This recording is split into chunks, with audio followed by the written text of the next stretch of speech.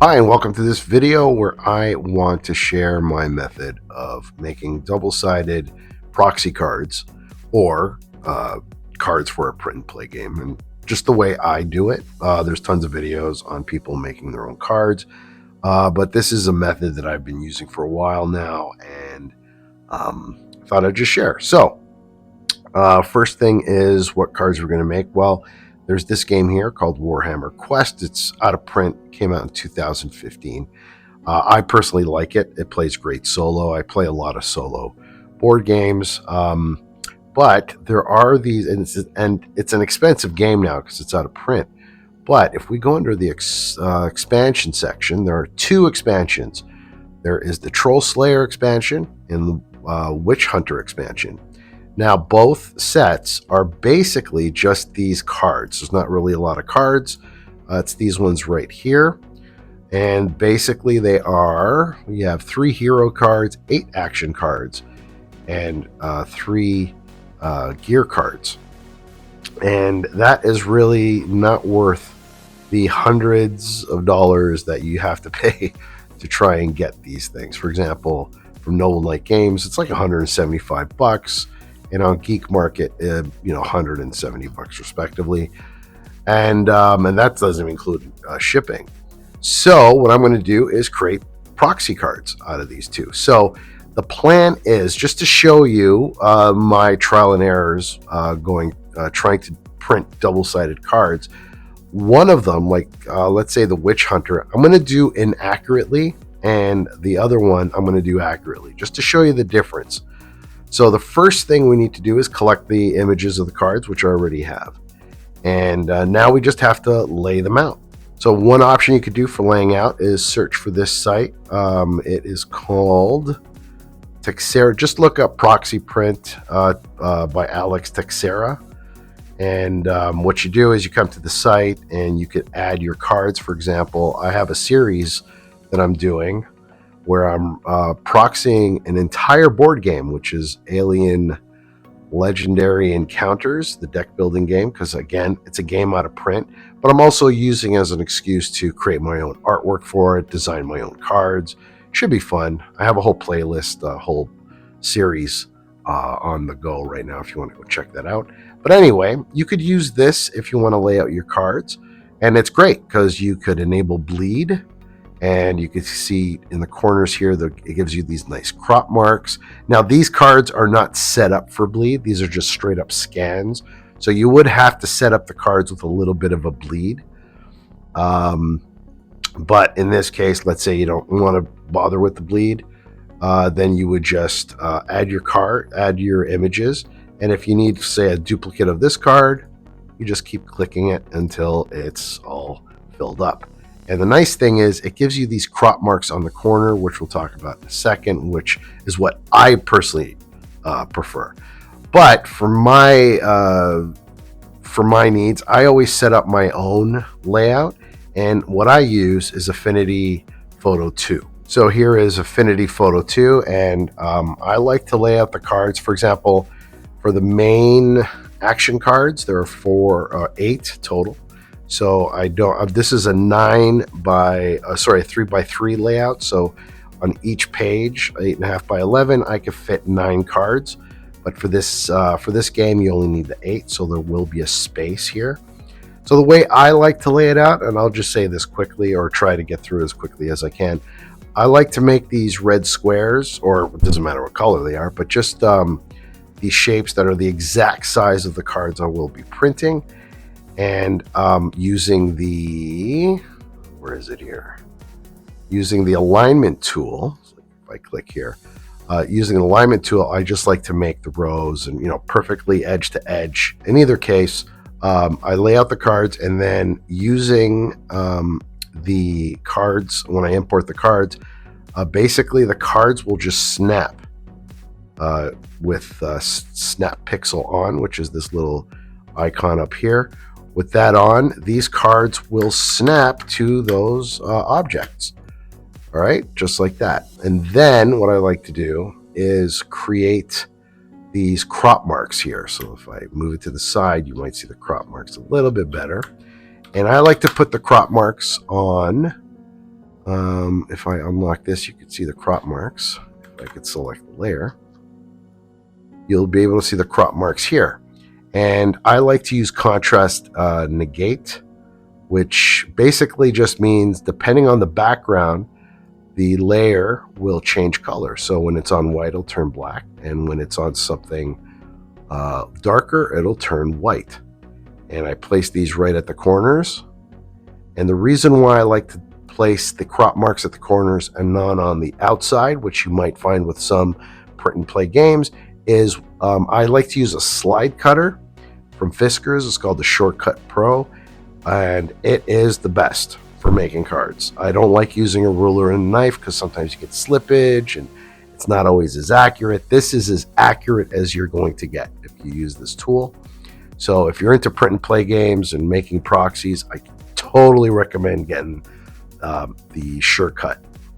So anyway, the reason why I like to put the crop marks in the corner is when I cut across the page, I still get a little nib exposing the vertical. If I cut horizontal, if I cut vertical, then I still get the horizontal lines for alignment. So that's the reason why I do it the way I do it. Now, again, some print and play games, they actually have the crop marks on the outside. Problem with that is once you cut across, you lose the vertical cut line. And it depends on the card design itself. Sometimes it's easy because there is an edge you could visually see, but sometimes it's all white and you just cannot tell. One game called Desolate, that's what it does. It's mainly white borders, so you can't cut right across the page. You have to cut within the page to take out the cards. Anyway, that is just my preference. The second thing you are going to need, though, is a bleed. And the bleed allows you to, so when you're cutting, there won't be any white from the paper that will show through. So for the witch cards, I'm not going to use a bleed. And for the troll cards, I will use a bleed. And just to show you the difference of what might happen, all right? So now that I have the back of the cards laid out, time to go to the front of the cards laid out. Now here are the backing. Now again, because there are only 8 cards in this set of this type, of this size, here is the empty space. So when you do the back portion, when you lay out the back, you got to make sure the opposite side is empty, because this is going to go into the back of this page. All right, I think that's pretty clear. And now when you go to print, you got to make sure you have scaling on or scaling off.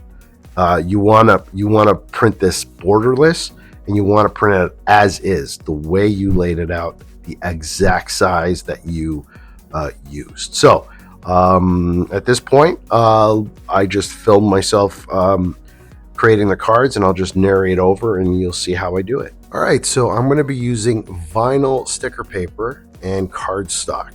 So I do recommend vinyl sticker paper, not photo sticker paper, because photo sticker paper is thick and it gives you this fuzzy edge. It sucks. Vinyl is much, much better.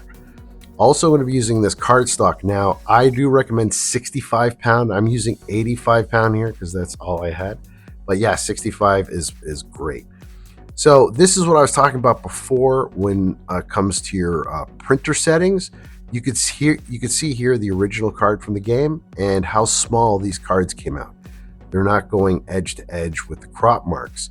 So what I did was print the back at borderless and pretty much 100%, and you can see that the crop marks are pretty much edge to edge, sliding a little bit here and there, but yeah, that is the perfect size. So I continued printing with those settings. So now you're going to need some bulldog clips and these bobby pins. It's very important that the pins have like a big head on the end, and you'll see why, because I'm going to be doing something on purpose here in a bit. The first thing we do is we secure the printout to the cardstock, and we're going to take this edge of the vinyl sticker paper. We're going to peel it back just a bit, not all the way, And then what we're going to do is we're going to cut about an inch or just a lip, just a little bit, so we could start sticking it on to the cardstock. And with that removed, we just go ahead and, because it's secured with the bulldog clips, and going side to side with your hand, make sure there's no air trapped, because this is plastic. I mean, it is vinyl. So once it's secure, you can remove the clips. And now what we're going to do is just pull this tab back, and with our hand, you could use your hand. I eventually started using a roller, but we'll talk about that in a bit. But with your hand, just going side to side and slowly pulling it back, an inch at a time, you will get an air pocket free adhesive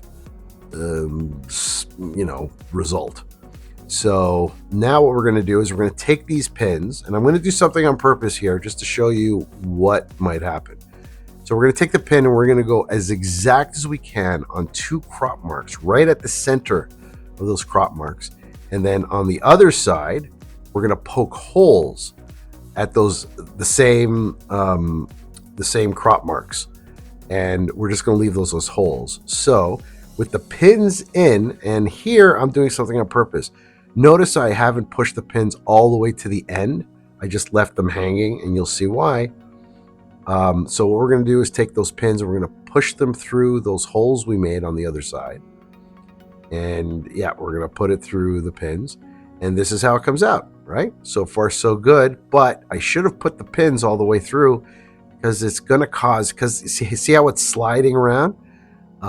So it's not going to give us exact alignment, but if you push them through, it would give you exact alignment. You'll see that at the end of the video when I compare the troll to the witch hunter cards. So now we just secure it in place with our bulldog clips, just like we did at the beginning. Same idea. Now we could remove the pins, and same idea. This time I'm going to use a roller instead of my hand. We're going to flip up the edge, take out about an inch of that sticker backing, and now flip it over, remove the bulldog clips, and do the same thing. But this time I'm going to use a roller. I don't know what this roller is for. I think it's for some, I got it at the art store. I use it for painting raised 3D printing lettering. It comes out great, but it also works really well with this. So like a squeegee, basically. So here I am just finishing off with my hand, and then using the roller to squeeze out anything that might have gotten trapped. No air pockets. And it feels great afterwards. I'm telling you, it's like when you pick it up, it's like, holy crap, that's like a sheet of cards. So now we are ready to cut, and you're going to see what happened with those pins. You'll see the result. But if the pins were all pushed all the way through, you would have been fine. So now I'm just showing you that I'm going to be sleeving these cards with the original sleeves that are meant for this game. If you want to laminate, you need to do it now before we start cutting, all right? And it works. Laminating is actually a good option. It's just I have the game already sleeved. I already had these sleeves, so I'm just going with that. So here is the Sure Cut tool. This cuts perfect, and I like to go from top to bottom with this, like cut right through the sheet. And I can do that because we have crosshairs. We have these plus crop marks. So if I cut one way, I still get the crop marks going the other way. So we just have to line them up, and you can see here on the top one, just got to make sure all the crop marks are lined up. And there's this little line where the blade will cut through. You just want to put your cross mark behind that, and then you just slide it, and you get these perfect cards. One thing you'll notice, here it is. See, what happened was because the pins, the sheets were sliding. Notice the top of the cards are not perfectly aligned. Well, I mean, they're identical, but it's slid up, right? So you can see crop marks on the bottom of the cards here, how much space it's slid by. See that? Some of them are good, some of them are not. But anyway, now we're going to punch out these corners, which will take care of any visible crop marks. And I'm going to be using the small end. There's small, medium, and large. Card games, you tend to use the small. And that's it. So now we're just going to punch out this corner here. And now we get this nice rounded corner. So let's see how these cards came out. Okay, so here we are. Here are the cards all laid out. So as I said earlier in the video, you could tell by the tops that because the pin it was halfway, it wasn't like this. This is what you want to do. You want to put it this way. And because it was halfway, the paper sort of slid. So this is why we get thin on top and thick on the bottom. All right. And I could show you when we do it properly, the troll cards, as you can see here, they're perfect. The troll cards are dead on. And so are the mini cards for the witch. These are just weapon cards or whatnot, but you can tell from the back, right? It's perfect. And also the troll cards here. Now there was one that, where is it? Oh, here it is. So the other thing I didn't do on purpose, sort of, is you see that white line there? This is what happens when you don't have a bleed. And if there was a bleed there, you wouldn't see that white line. So it's very important that you have bleeds. But outside of that, one thing I did not mention is when you cut cards, always cut from the face of the card. That is important. So for example, in this game, these are not the type of cards where you don't want to know what's underneath because they're always used face up. So in this case, you would cut using the face of the cards. You wouldn't care about the back. But if it's a game where you're not supposed to know what this is, it's like a reveal type of thing, then make sure you cut from the back. So they're all as normal as possible. Okay? Like this. So I don't know which one is which because they're pretty much all even. Okay, just to show, to explain that further, here is another print and play game that I used this method for. And this is called Bomber Boys. It's 100%. It's a free game. It's really cool. The only mistake I did here, and I should mention, is you'll notice that these have a little bit of a blue tinge to it, where this is more black. That's because I was running low on ink. So the printer, that's another thing I should mention. Try and get a printer like the Epson printers, which have a refillable ink tank. So this way, every time you print the series of sheets, you could just fill it up with more ink. So this way you're always getting 100% print quality. Where with these, I was using the Canon Pixma i100, which is a cartridge-based system. So, I mean, it's not really a big deal, but yeah, I mean, you want them to be as identical as possible.